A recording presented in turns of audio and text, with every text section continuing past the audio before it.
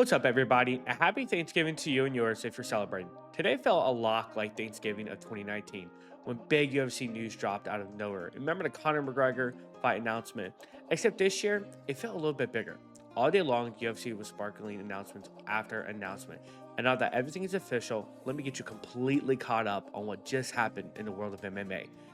Before Dana White made any announcement, Ilia Topuria, our champion, jumped on social media and revealed the bill that he won't be fighting in the first quarter of 2026.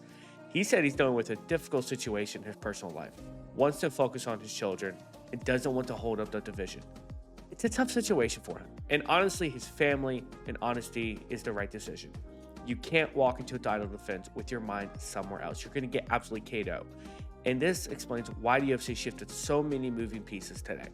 So, when the halftime of the Cowboys-Chiefs game during the Thanksgiving game rolls around and Dana White shows up with the first announcement of the Paramount Plus air, it had everybody's attention. UFC 324 is now confirmed for January 24th of next year in Las Vegas. And the main event is none other than Justin Gaethje versus Paddy Pimblett for the interim lightweight belt. Yes, the interim belt. Even though Ilia Topuria is the actual champion, he will be out temporarily. As you can see right here in this post right here from Dana White and UFC, he's going to be out for the first quarter. And they skipped Arman, the number one contender. We'll get to that one in a moment. What really shocked people is that the co-main event is Kayla Harrison versus Amanda Nunes for the undisputed women's bantamweight title. Amanda Nunes is coming out of retirement. Kayla Harrison has done the impossible, coming down from 155 to 135. They trained together for years at ATT. There's drama, history, storylines. Man, this thing has absolutely everything. And yet, this is the co-main event. Fans, media, even fighters, everyone is openly wondering how an interim title fight is somehow bigger than an undisputed championship featuring two of the most decorated women in the sport. Dana White then continued dropping matches up, and honestly, UFC 324 is stacked top to bottom. I might personally even travel to Vegas for it. Sean O'Malley is returning against Song Wandong. Derek Lewis is fighting against Waldo. Arnold Allen is facing Giga. And you guys know I can't pronounce those names, so you gotta just bear with me there. Also, we have Umar Nurmagomedov is fighting against Forgado. Alex Grasso is fighting against Ro Namajunas. And we have a few other ones on the fight. But those are the main ones, and it's going to be absolutely insane. It's a loaded card, and on paper, it's one of the strongest opening cards UFC has ever put together. But the biggest quality of life change for fans came with the broadcast note. All UFC numbered events will now start at 9 p.m. Eastern Time instead of 10. This might quietly be the best announcement of the entire day. Media loves it, fans love it, even European viewers get a slightly earlier start. It's a huge win.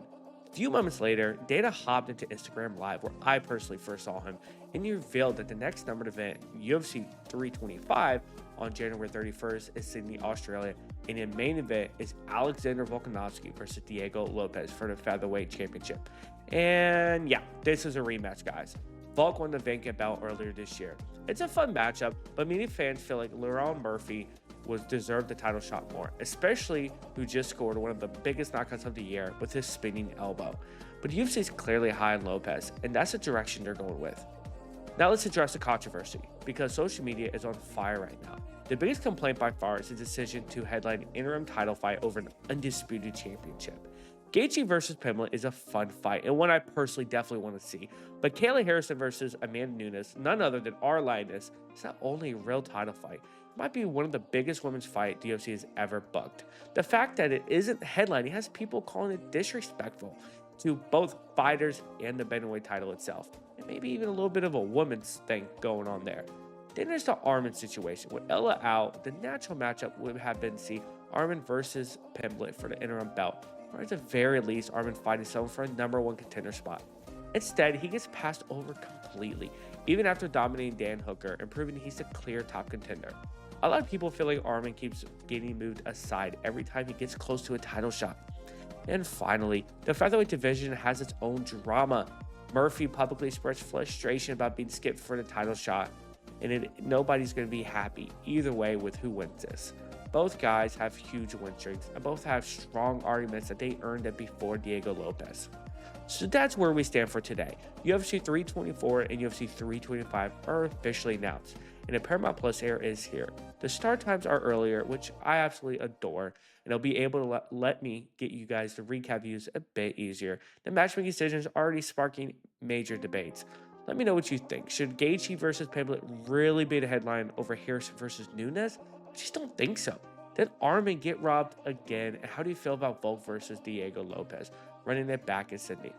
This was a very quick video for me, guys. I don't usually do these updates, but I want to see how everybody likes it. I appreciate you all for joining. I hope you had a wonderful Thanksgiving. Have a rest of a good holiday. And for those of you who's off tomorrow, have an amazing long weekend. Take care, guys.